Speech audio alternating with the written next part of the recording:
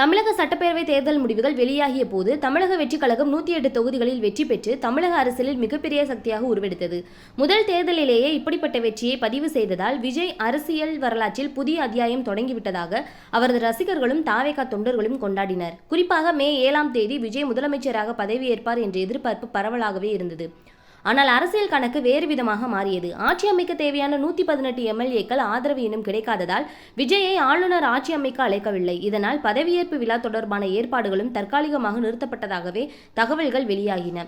தற்போது காங்கிரஸ் கட்சி தனது 5 எம்எல்ஏக்களின் ஆதரவை தாவேகாவுக்கு வழங்கியுள்ளதால் தாவேகா கூட்டணியின் பலம் 113ஆக உயர்ந்துள்ளது. இதனை அடுத்து விசிக மற்றும் இடதுசாரி கட்சிகளின் ஆதரவை பெற தாவேகா தீவிர முயற்சியில் ஈடுபட்டுள்ளது. அதே நேரத்தில் அதிமுகவில் இருந்து சில எம்எல்ஏக்கள் கூட விஜய்க்கு ஆதரவு அளிக்கலாம் என்ற அரசியல் பேச்சுகளும் பரவி வருகின்றன.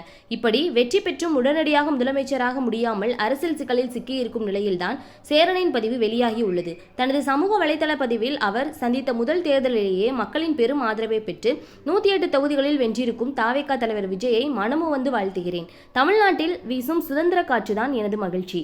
தேர்தலுக்கு முன் உங்கள் மீது வைத்த விமர்சனங்களுக்காக வருந்துகிறேன் என்று குறிப்பிட்டிருந்தார். இந்த பதிவு வெளியாகிய உடனேயே சமூக வலைதளங்களில் கலவையான எதிர்வினைகள் உருவாகின. சிலர் சேரனின் நேர்மையை பாராட்டினாலும் பெரும்பாலான விஜய் ரசிகர்கள் அவரை கடுமையாக விமர்சித்து வருகின்றனர்.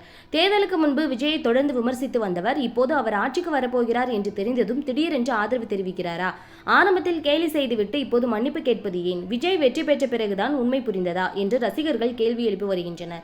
மேலும் சிலர் விஜய் அரசியலில் வெற்றி பெற முடியாது என்று நினைத்தவர்கள் இப்போது அவரின் வளர்ச்சியை பார்த்து திடீரென்று நிலைப்பாடு மாறுகிறார்கள் என்று பதிவிட்டு வருகின்றனர். குறிப்பாக இப்போது மட்டும் திடீர் கரிசனம் வந்துவிட்டதா என்று சமூக வலைதளங்களில் கலாய்த்து வருகின்றனர். இதற்கிடையில் விஜய் தற்போது எதிர்கொள்ளும் அரசியல் சூழ்நிலையும் பெரிய பேசு பொருளாகியுள்ளது. மக்கள் ஆதரவை மிகப்பெரிய அளவில் பெற்றிருந்தாலும் சட்டமன்றத்தில் தேவையான எண்ணிக்கை இல்லாததால் முதலமைச்சர் பதவி இன்னும் அவரிடம் இருந்து தள்ளியே உள்ளது. இதனால் தாவேகா அலுவலகத்தில் தொடர்ந்து அவசர ஆலோசனைகள் நடைபெற்று வருவதாக கூறப்படுகிறது. ஒரு பக்கம் ரசிகர்கள் மக்கள் தீர்ப்பு விஜய்க்கு வந்துவிட்டது என்று கூறி வர, இன்னொரு பக்கம் அரசியல் கூட்டணி கணக்குகள் அவரை இன்னும் காத்திருக்க வைக்கிறது. தேர்தலில் மிகப்பெரிய வெற்றி பெற்றும் உடனடியாக ஆட்சியை அமைக்க முடியாத நிலை தமிழக அரசியலில் அரிதாக பார்க்கப்படும் சூழ்நிலையாகவே மாறியுள்ளது. இந்த நிலையில் சேரன் வெளியிட்டுள்ள மன்னிப்பு பதிவு விஜயின் அரசியல் வளர்ச்சியை சினிமா பிரபலங்களை தற்போது வேறு பார்வையில் பார்க்க தொடங்கிவிட்டார்கள் என்பதற்கான சான்றாகவும் பேசப்படுகிறது. ஆனால் ரசிகர்கள் மட்டும் இன்னும் சேரனை மன்னிக்க தயாராக இல்லை என்பது சமூக வலைதள கருத்துக்களில் தெளிவாகவே தெரிகிறது.